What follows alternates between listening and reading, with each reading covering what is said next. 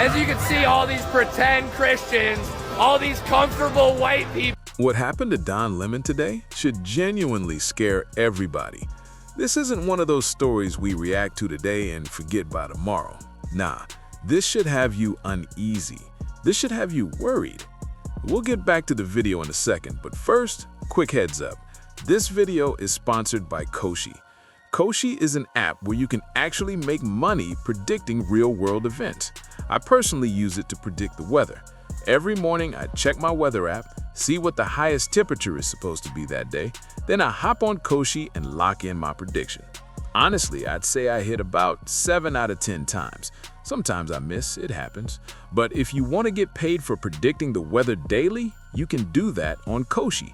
Click the link in my description, download the app, and use code FLOCKCO to get $10 on your first deposit. Now, back to this mess. Like most things with this administration, they genuinely don't know how to relax. They're addicted to bad PR. They somehow managed to take a situation where nearly everyone was on their side, left, right, everybody, and completely fumble it in seconds. For about 10 seconds, Trump and his people were actually on the right side of an issue. Most of us agreed that the demonstrators who stormed that church in Minnesota disrupted service, got in people's faces, threatened them, and straight up terrorized folks crossed a serious line. Something needed to be done. A message needed to be sent. You can't pull that nonsense in a place of worship. As you can see, all these pretend Christians, all these comfortable white people who are living lavish, comfortable lives while children are dragged into concentration camps. You're living real life, nice lives with your lattes, doing absolutely nothing for your Latino and Somali brothers and sisters. You come here to a man wearing a suit. As a preacher, did Jesus wear a suit? Here's the problem, though. You can't give even a shred of support to fascists or Nazis because they will always use it to abuse their power. And Trump, being the tyrant he is, took this situation and used it as an excuse to go after journalists he doesn't like, journalists who've been critical of him. That's how we ended up here. Don Lemon got arrested, not because he was organizing anything, not because he was part of the demonstration, but because he was present. He was recording. He was doing journalism. He was interviewing both sides and documenting what was happening in real time. And a former colleague of mine and friend, Don Lemon, has been taken into custody by federal agents, according to his attorney. It comes after Lemon covered the protest earlier this month, dozens of anti-ICE protesters rushing inside of a church in St. Paul, Minnesota. Now, Don has said that he was just there as a journalist, photographing the incident as a journalist, asking questions as a journalist after the protesters went in, and has been very clear he was not part of the protest group.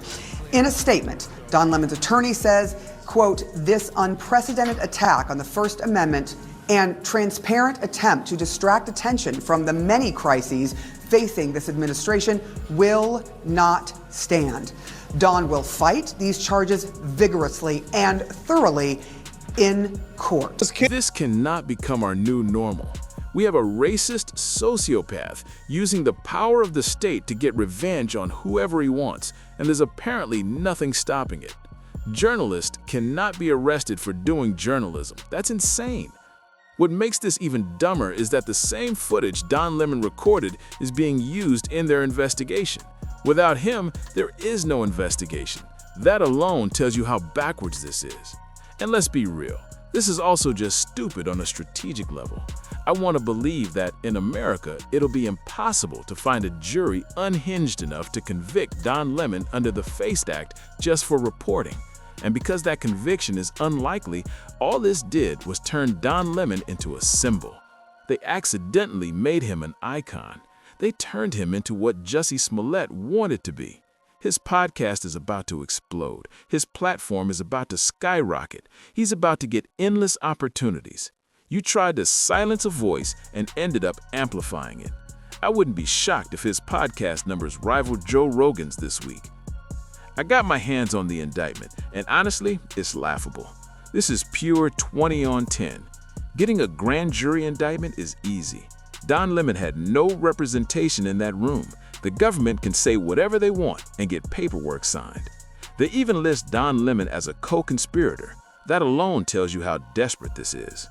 The indictment claims all defendants met at a shopping center for a pre-operation briefing and that Armstrong and Allen instructed co-conspirators, including Don Lemon, on how the operation would go. But here's why that doesn't stick. Don Lemon repeatedly stated on air that he was not part of the group. He made it clear he was there strictly as media. He showed up to document, period. And listen, y'all know my stance. The actual demonstrators, handle that however you need to. But locking up journalists? Absolutely not. That's unhinged. According to the indictment, Don Lemon maintained operational secrecy, meaning he didn't reveal locations live on stream, and somehow that makes him a co-conspirator. No, that makes him a journalist protecting the integrity of his reporting. They're also using his interview with the pastor, who allegedly holds a high-ranking ICE position, as evidence. They claim Don Lemon and others surrounded and intimidated the pastor and restricted his movement. Be serious. Don Lemon asked questions. When the pastor finished answering, he walked away freely. The indictment struggles to even describe an actual crime, and that's never a good sign. I've kept this same energy before. When journalists covering January 6 were arrested under Biden, I called that out too. That was wrong then, and this is wrong now. Tyranny doesn't become okay just because a different administration is doing it. Think of this. I mean, this is unacceptable. It's shameful. It's shameful to interrupt a public gathering of Christians in worship. But there were folks who will say, I have to take care of my flock. okay, but listen, we live there's a constitution in the First Amendment to freedom of speech and freedom to assemble and protest. We're here to worship. We're here to worship Jesus because that's the hope of these cities. That's the hope of the world is Jesus Christ. I want to be very respectful. Please don't push me, though. We're here to worship Jesus. Yes. That's why we're here. Yeah. Okay, that's why we're here. Okay. That's what we're about. Don't you think Jesus would be understanding we're about and love these folks? We're about spreading the love of Jesus. But did you try to talk to them as a Christian? No one is willing to talk. Okay. I have to take care of my church and my family, so I asked that you actually would also leave this building. You don't want us to chronicle what happened? Unless you're here to worship. I'm always worship. I'm a Christian. We're here to worship. Yeah. We're here to worship. Okay. Thank you very much. I appreciate it. What kidnapping did you see? What physical obstruction? Did the pastor look terrorized? Be honest. Don Lemon wasn't the only journalist arrested either. Georgia Fort was also arrested, and her situation is even worse. She didn't speak. She didn't protest. She literally just held a camera and documented. And because of that, federal agents showed up at her house at 2-3 a.m. while her kids were asleep, threatening to pull her out. That's terrifying. I wanted to alert the public that agents are at my door right now. They're saying that they were able to go before a grand jury sometime, I guess, in the last 24 hours, and that they have a warrant for my arrest. I've talked to my attorney, and I'm being advised to go with them, I guess, down to Whipple. And my children are here. They're impacted by this. This is all stemming from the fact that I filmed a protest as a member of the media. We are supposed to have our constitutional right of the freedom to film, to be a member of the press. I don't feel like I have my First Amendment right as a member of the press. Because now federal agents are at my door arresting me for filming the church protest a few weeks ago. Again, I don't have a long time here, you guys, but I wanted you to know, for me, agents are at my door right now. My attorney has spoken with them. I did send a relative outside to talk to them. They're showing some type of documentation, apparently, that they got an indictment from a grand jury. I knew that I was on a defendant's list. I did not publish it because it was under seal. And so we've done everything that we can to try and abide by, the advice of our attorney. People used to think comparing this to Nazi Germany was exaggerated. It's not anymore. If you went against the propaganda machine, you were removed. History remembers who stayed silent and who spoke up. There's a clear difference between protesters and journalists. Don made that clear multiple times on air. He was released with no bail on his own recognizance. Everybody for their support. It truly means the world to me. I have no idea what's going on because obviously I haven't seen anything. I have spent my entire career covering the news. I will not stop now. In fact, there is no more important time than right now, this very moment, for a free and independent media that shines a light on the truth and holds those in power accountable. Again, I will not stop now. I will not stop ever.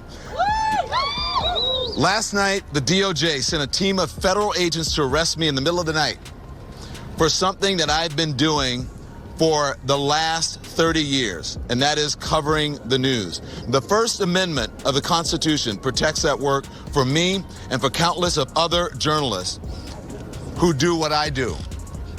I stand with all of them, and I will not be silenced.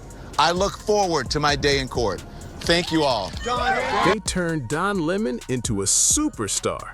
And this is coming from someone who wasn't even his biggest fan. I met him. Respectful, gracious, solid guy. And now we have to stand behind him. Because if you're okay with this, I don't know what will wake you up. Drop your thoughts in the comments. And if you're still here, click this video right here to see how the Desi Banks situation just got 1,000% worse. It somehow involves Google Ads and MSAD. It's wild.